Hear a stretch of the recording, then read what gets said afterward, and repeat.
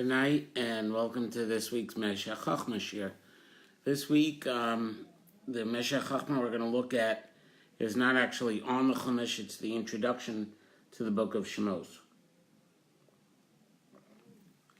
There are a few topics that the Meshekh Chokhmah deals with in this introduction. I would say the first one is what makes Moshe's prophecy, Moshe's nevu'ah, unique. The second one is the role of free will and the purpose of life and where free will fits into that. There's an interrelationship between that topic and the topic of Moshe's prophecy, and that's about as far as I expect to get tonight. The third topic he raises is Yehoshua and how Yehoshua fits in this picture. I suggest you take a look at that yourself because we won't get there in 20 minutes. So, the Meshekh Chokhmah opens. Nevu'as Moshe hu lamala min nevu'as kol nevi'im. The prophecy of Moshe is above the prophecy of all the other Nevi'im. And normally we think of this as being that it was different in kind. What's interesting here is, we'll see the Meshekh Chokhmah draws a different distinction, an epistemological one, that they differ in how and why we believe in the truth of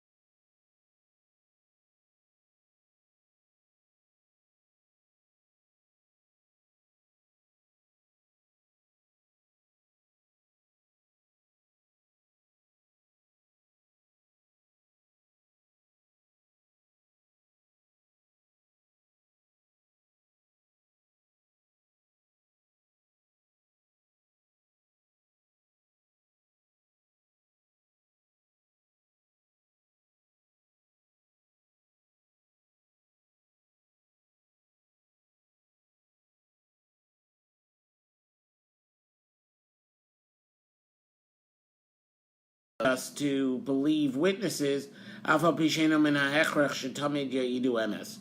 even though it's quite likely that a witness is not telling the truth. So what he says is that when it comes to most Nevi'im, so when you're coming to, let's say, Eliyahu Navi,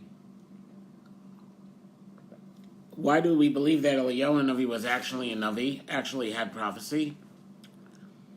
Because, there were signs, there were wonders, and we're obligated to believe a Navi who shows us signs and wonders. Even though it's possible to be fake, it's possible that we made a mistake.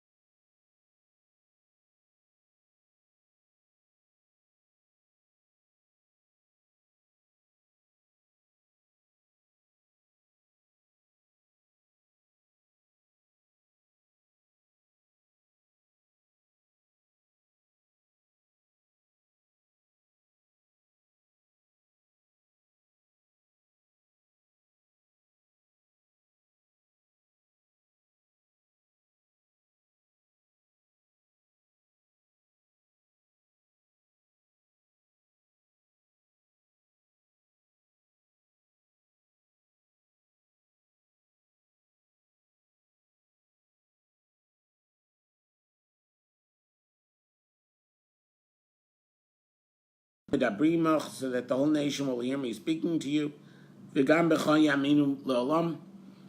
And also to you, they'll believe in you forever.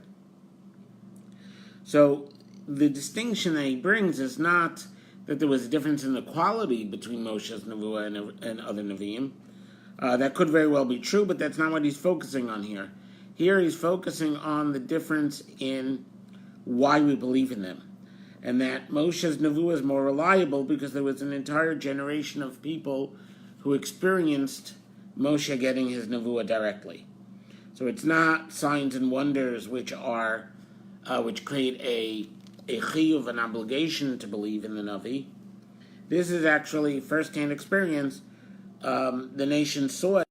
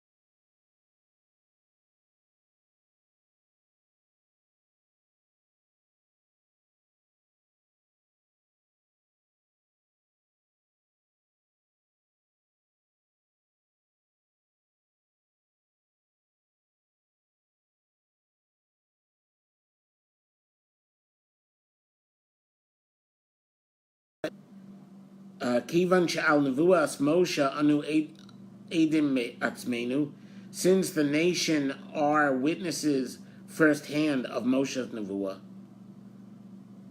And this is why the pasuk that we saw earlier ends, also in you they will believe forever. Vidok. And explore and you'll find it's easy. Clear, sorry. B'chol divrei Rabbeinu b'hilchos yisodei Torah perek zayin v'ches. So now he cites the Rambam. Everything the Rambam says in Yisodei Torah chapters 7 and 8.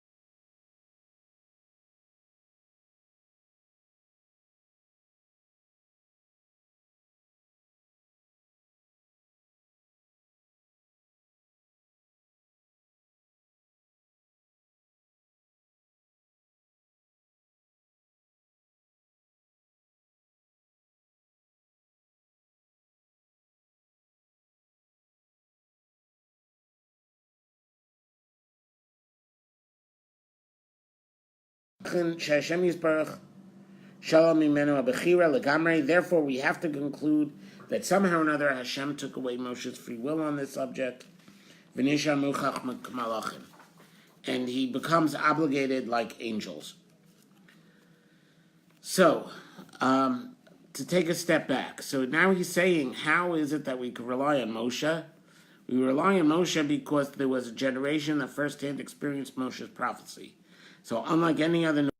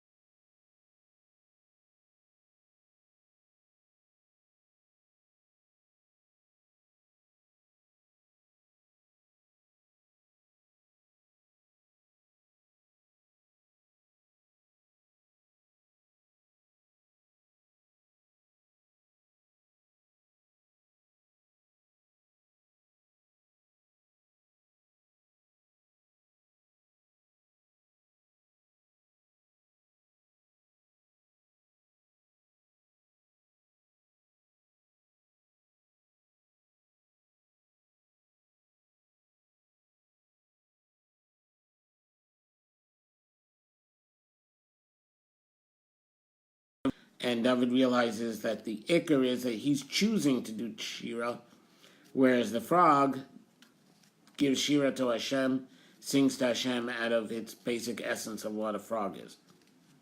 And so too all the other animals, and thus Perek Shira.